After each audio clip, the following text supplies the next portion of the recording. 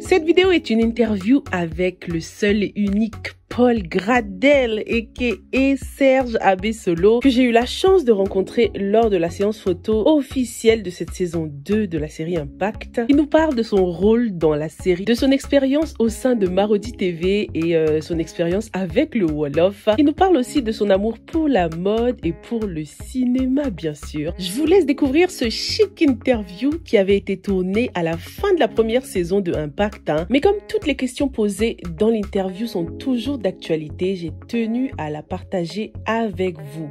Ok, donc je dois dire que quand j'ai commencé ma chaîne il y a 2 ans, jamais j'aurais pensé pouvoir interviewer des grands acteurs comme toi. Donc je suis vraiment contente là. Plaisir partagé, on va dire. Déjà, je voulais te féliciter pour ton interprétation du rôle de Paul Gradel. Merci. Il faut s'approprier tous les rôles dès lors que vous les acceptez, donc il n'y a pas de raison de le faire à moitié.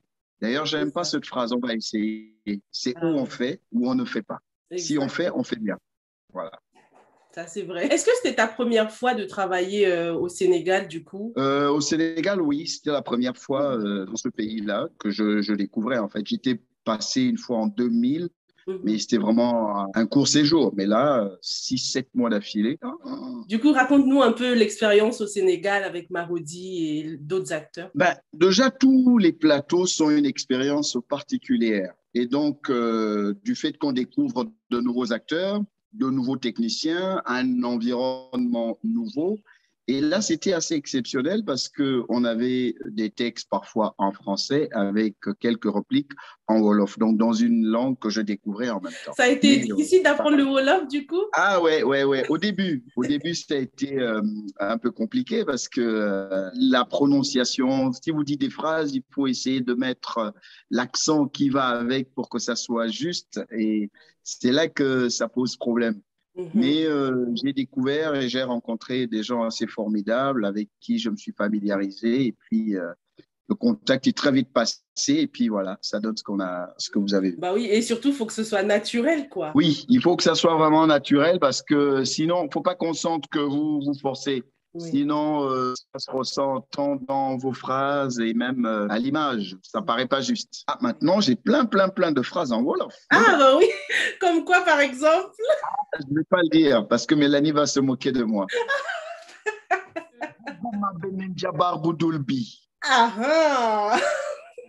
C'est important et en plus, quand vous êtes dans une communauté avec une langue particulière, c'est important de temps en temps de dire des phrases dans cette langue parce que on se rend compte que c'est aussi votre capacité d'adaptation. On va dire ça comme ça. J'ai vu que vous avez été invité par la ministre de la Culture et de l'Industrie des Arts et du Spectacle en Côte d'Ivoire. Qu'est-ce que vous retenez de cette rencontre du coup? Je retiens qu'avec mes enfants, notamment Jessica et Mike Gradel, nous avons été reçus par une personne qui est à l'écoute du secteur dans lequel aujourd'hui elle a la charge. Ce que beaucoup d'ailleurs ne font pas dans plusieurs pays. C'est-à-dire que pour moi, un ministre de la Culture doit déjà rencontrer tous les acteurs culturels qui font vivre le secteur dans lequel elle est à la tête, de s'imprégner de ce qui s'y passe, de voir les projets en cours, les projets finis. Bref, ça permet également de voir ce dans quoi on peut appuyer, aider et puis voilà, promouvoir. Surtout que le cinéma, c'est un secteur qui génère beaucoup d'emplois. En effet, un plateau de cinéma, c'est une entreprise, fût-elle éphémère, mais c'est parfois 200, 300 emplois directs sur 3 mois, 4 mois, 5 mois, selon la durée du projet. Serge, vous êtes un acteur assez polyvalent quand même. Hein. Vous nous avez fait rire, pleurer, vous nous avez même fait peur et tout ça. Comment vous faites pour passer d'une émotion à l'autre, d'un claquement de doigts comme ça? C'est déjà l'histoire, faut connaître l'histoire de votre personnage. Dès que vous connaissez bien l'histoire de votre personnage, vous voyez les différentes étapes par lesquelles il est passé. À ce moment, vous l'intégrez sérieusement et vous essayez de le rendre crédible le plus possible. Sinon, le téléspectateur le sent. Et moi, j'aime bien parce que de temps en temps, je vais sur vos différentes vos chaînes YouTube, je lis les commentaires et je vois qu'il y a des téléspectateurs qui regardent le jeu, qui ne se contentent pas de de regarder un film. Et puis, ben voilà. Aujourd'hui, il y en a qui critiquent le jeu, qui critiquent la lumière, le son, quand c'est pas bien. Ça veut dire qu'ils font de plus en plus attention aux produits qui leur sont proposés. Et ils ont le choix de le regarder, de ne pas le regarder si ça ne correspond pas à leurs attentes. Alors, lorsqu'on vous regarde jouer, on a l'impression que c'est tellement naturel. Certes, je sais qu'il y a le talent, mais il y a aussi beaucoup de travail, je pense, non, derrière. Tout à fait. Ben, écoutez, le cinéma, c'est, je dis la plupart du temps, je réponds à beaucoup qui me demandent, mais moi aussi, je veux être acteur. Comment on fait? Je dis, ben, comme pour être médecin, ça s'apprend. Comme pour être ingénieur, ça s'apprend. Pour ma part, j'ai commencé au théâtre. J'ai été au théâtre plusieurs années. Ensuite, j'ai suivi quelques stages parce qu'il faut apprendre les locutions, l'expression corporelle et tout ça. Et même si vous avez le talent, il est important à un moment ou à un autre de le canaliser. Sinon, vous êtes un diamant brut. À un moment donné, il va bien falloir le polir. Alors, dans le rôle de Paul Gradel, dites-moi ce qui a été le plus difficile, parce que ça a l'air d'avoir été tellement facile que je veux savoir ce qui a été le plus difficile pour vous. Alors, ce qui a été difficile pour moi, au début, franchement, c'est parce que le personnage de Paul Gradel, en fait, il évolue. Autant dans le premier épisode, on le voit par exemple une fois à table avec sa famille. À un moment, il devient plus présent. Et le fait, par exemple, de ne pas avoir été présent au début faisait que je passais parfois une semaine, 2 semaines sans jouer.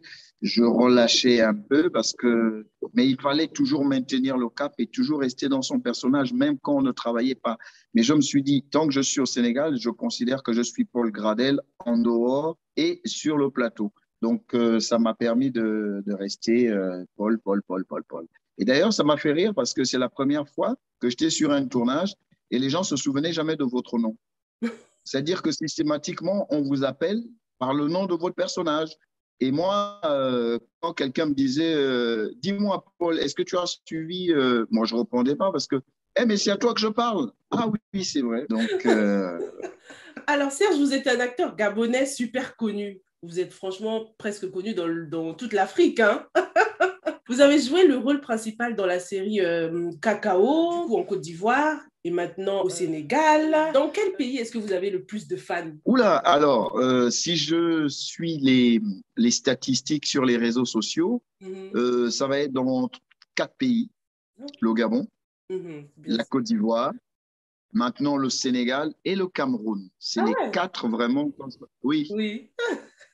Quand je regarde les statistiques, voilà les origines et les lieux où sont basés mes différents fans. Après, les autres, ça va être 3%, 4%, la France, machin. Mais c'est vraiment Gabon, Cameroun, Côte d'Ivoire, Sénégal. Alors, comme dans la série Cacao, Cacao parce que c'est la dernière série dans laquelle je vous ai vu. Hein. Le point commun, c'était vraiment cette tension familiale hein, entre les deux séries. Tout à fait, tout et à fait. À chaque fois, vous incarnez souvent le rôle du chef de famille. Pourquoi est-ce que, à votre avis, on vous donne ce genre de rôle? Je ne sais pas. Est-ce que j'ai une tête de très bon chef de famille? Mais c'est pas n'importe quel chef de famille. Hein. Un chef de famille, souvent, qui a beaucoup de prestance. Merci beaucoup. Après, d'ailleurs, un jour, j'ai posé une question similaire à quelqu'un dans un jury. Lorsque je suis arrivé à Ouagadougou, je dis, c'est quoi vos critères? Et quelqu'un m'a dit, ben, il y a le charisme que vous dégagez dans votre personnage. Nous, on en tient compte. Parce qu'on peut donner le même personnage à quelqu'un d'autre, après, il ne reflète pas la même image. Et donc, c'est un des critères qu'ils ont trouvé, par exemple, sur les Sotigui, au-delà du jeu, de tout ce qu'il y a, mais il y a derrière le charisme que vous dégagez dans l'image de votre personnage. Et moi, je suis tout à fait d'accord parce que ce n'est pas que Serge l'acteur, il y a aussi Serge en tant qu'homme. Je trouve que vous avez beaucoup de goût vestimentaire. Est-ce que le milieu de la mode, c'est un milieu qui vous intéresse parce que vous êtes toujours hyper bien sapé? Je pense que les abonnés vont confirmer. Hein. Je crois que c'est important. C'est très important. C'est très important parce que, vous savez, moi, j'ai raté plusieurs choses dans le passé parce qu'on me disait, vous êtes un artiste. Et en Afrique, quand vous étiez un artiste, vous étiez perçu comme quelqu'un de complètement paumé, qui a presque rien, un mendiant, on va dire. Et aujourd'hui, je suis fier de dire que grâce à l'art, grâce à la culture, je suis ce que je suis aujourd'hui et je n'ai pas envié le médecin, l'architecte, non, non, franchement. Et ça m'a fait rire une fois parce que Quand je suis sur un plateau de tournage, autant je peux aller en Bermuda, hein. Et quelqu'un m'a dit, mais pourquoi tu es en Bermuda? Tu sais, ici, c'est que si tu es sapé, qu'on pense que tu es, important, tu vois. Or, aujourd'hui, je peux mettre ce qui me plaît. Je Mhm. peux mettre un Bermuda, je peux tout aussi bien mettre un costume et me sentir d'abord super bien dedans. Et donc, c'est l'image que je vais refléter face à la personne face à moi. C'est-à-dire, je veux qu'il me voit comme ça, et bien, il me verra comme ça. Mais j'aime bien tout ce qui est, franchement, j'aime bien ce qui est chic. Bien sûr. Et du coup, est-ce que vous pensez que c'est important d'entretenir son image et puis Très son bien sûr, physique c'est aussi en tant important. qu'acteur? C'est important. L'image, c'est le message. Vous savez, que ce soit en spectacle ou au cinéma ou dans la rue, lorsqu'on vous voit, parfois c'est ce qu'on retient. Et j'aime bien quand c'est des fans au féminin qui parlent de vous parce que, oh Mako, je te jure, fallait voir. Je te jure, le gars, il était trop sapé. Yeah! Ouais. Ce que les hommes ne font pas. Les hommes, c'est, ah, ils n'avaient qu'à passer, ils m'énervent. Et pourtant, je suis sûre qu'il y a plein d'hommes qui aimeraient s'inspirer de votre style, hein. C'est pour ça qu'à un moment, par exemple, sur ma page officielle, Oui. je faisais ce que j'appelais le lundi gentleman. Je donnais quelques conseils sur les couleurs, sur le modèle de costume qu'on mettra en semaine, en matinée, en après-midi ou en soirée, la chaussure qui va avec, le code sur les chaussettes, ainsi de suite. Ces petits détails chics, la montre, pourquoi la voir ronde et pas carrée. J'ai expliqué ces détails sur ma page officielle et j'ai bien vu que plusieurs personnes adhéraient. Le port du chapeau. Beaucoup de gens mettent le chapeau sans même savoir c'est quoi. Ils connaissent même pas leur tour de tête. Ils savent pas que les chapeaux, comme les chaussures, il y a des pointures. En ce qui me concerne, je suis 57. Et voilà. Et j'ai vu que plusieurs hommes, d'ailleurs, même quand je regarde les statistiques, je vois le taux d'hommes sur ma page officielle, que ce soit sur Facebook. Donc, ils regardent tout ça. Et il y en a qui s'en inspirent. Bien Certains sûr. ont le courage de dire, ah, j'ai bien aimé. D'autres font simplement des captures, ils iront reproduire, mais ils vous diront Ouais, pas. continuez dans cette lancée. Vous le faites bien. Merci beaucoup. Je voudrais remercier ma fille parce que la plupart du temps, c'est elle qui m'aide à choisir ces histoires-là. Et je suis content, super content ce matin parce que juste avant qu'on ne démarre notre émission, ben, elle m'a appelé pour me dire qu'elle a eu son bac et je suis vraiment, j'ai eu une larme. Mais bon, là, ça va mieux. Je suis super content. Ah, oh, Bravo Magali. félicitations, bravo Magali. Ça fait plaisir, hein? Est-ce que vous avez déjà interprété votre rôle de rêve? J'ai essayé, mais ce n'était pas ça. J'ai essayé, mais j'ai produit un long métrage il y a 2 ans qui s'appelle Si loin, si près. Je jouais mon père avec son nom. Donc j'ai essayé d'être mon père et j'essaie de retrouver des gestes. Mais il paraît, ça c'est quelqu'un qui me l'a dit, hein, c'est une anecdote que j'ai apprise il n'y a pas longtemps sur Cacao. Moi, je suis arrivé sur le tournage de Cacao, la série avait commencé en fait. Et sur deux, trois, quatre prises, je sentais qu'il y avait un truc que le réalisateur ne me disait pas. Apparemment, il n'était pas content au début. Et c'est l'ingénieur de son qui me raconte l'histoire là, parce que curieusement, là, je suis sur un autre plateau, et c'est le même ingénieur de son. Il me dit, c'est un Sénégalais, comme par hasard, il s'appelle Aliou Nouveau. Il me dit, hey, tu sais, au début, Alex, il n'était pas content.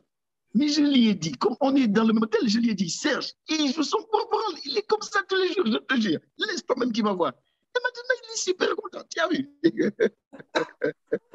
Parce qu'en fait, sur Cacao, j'ai passé 7-8 mois avec Alioune dans le même hôtel. Donc, lui m'a vu au quotidien, Mhm. sur le plateau et en dehors. Mhm. Et il me dit, yeah, ouais, ça m'a dit, tout là. Tu as de jouer tout même, je te jure, tu es comme ça.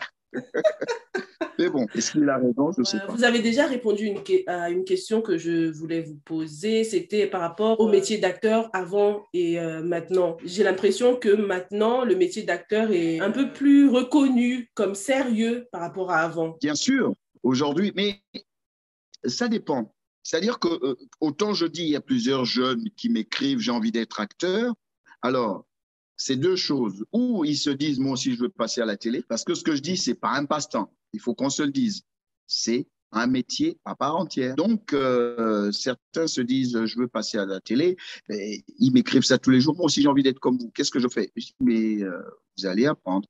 Vous allez apprendre le théâtre. Moi, j'ai la chance, j'ai rencontré des gens comme Fargas, pour qui j'avais déjà beaucoup d'admiration avant même de le rencontrer. Et lorsqu'on m'a proposé Cacao, et souvent dans un projet, quand je viens, je demande, je joue avec qui, c'est quoi votre casting? On me dit à Fargas, j'ai dit yes. J'avais déjà dit oui naturellement. Parce que Fargas, au-delà d'être acteur et enseignant, il enseigne l'art. Il est metteur en scène, formateur. Donc, à côté de ce genre de personnes, vous apprenez chaque jour un élément nouveau. Sur ce plateau-là, tu es en même temps en formation. On va dire ça comme ça. Serge, qu'est-ce qui vous a poussé à continuer dans le milieu du cinéma? Parce que ça fait tellement longtemps que vous êtes dedans. C'est de la passion, c'est ça? Oui, et j'avais le choix. J'avais le choix parce que à la base, j'ai démarré par le one-man show.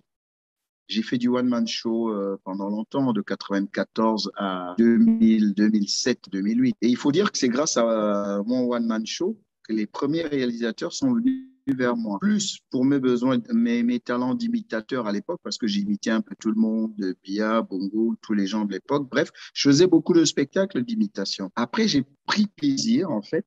Au début, ça m'énervait parce que sur mon spectacle, j'écrivais moi-même mes textes et je les jouais comme je voulais. Or, au cinéma, je jouais les textes d'autres personnes et je les jouais comme le metteur en scène. Lui, il le voulait. Ça aurait pu m'énerver de me dire, bon, là, je bosse pour quelqu'un qui veut me faire faire ce que lui veut, quand il veut, comme il veut.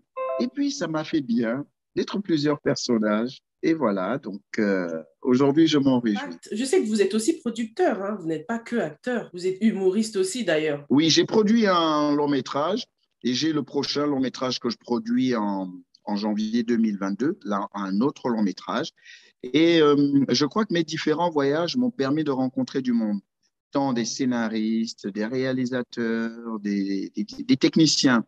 Et mon prochain long métrage va d'ailleurs être écrit par quelqu'un d'un pays, avec un réalisateur d'un autre pays, au son quelqu'un d'un autre. Donc, ça va fédérer les différentes régions et pays que j'ai rencontrés tout au long de ma carrière. C'est super. Et où est-ce qu'on pourra regarder votre travail? Sinon, si près pour l'instant, qui est en littérature, on dit un essai. Mon premier long métrage que j'ai produit, il est disponible sur le site de TV5 Monde, qu'il a acheté à un an déjà. Il est donc visible encore sur leur site en streaming. Mais les autres films, vous pouvez les regarder. Il y en a un que j'aime bien qui s'appelle Le Mec Idéal, qui est d'ailleurs les talons de bronze du FESPACO de 2011, où je joue Bill avec Emma Loès. C'était d'ailleurs son premier long métrage. Les Années École, qui est une série également qui est passée sur TV5. Et donc, voilà. Donc, on essaye de vous proposer des produits. Nous, on est content de savoir que vous les aimez. Merci beaucoup, Serge. C'était vraiment un honneur. Hâte de regarder cette saison 2 parce que je sais que vous allez nous surprendre. Je le sens.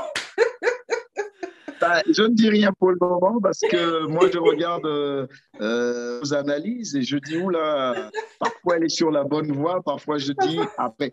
Parfois même, vous m'incitez à relire les scénarios parce que quand elle fait une analyse, je me dis, bon, alors, où est-ce qu'elle tient ça? Attends, je vérifie vite. Ah non, ok, bon, c'est pas ça. C'est tant mieux, c'est bien.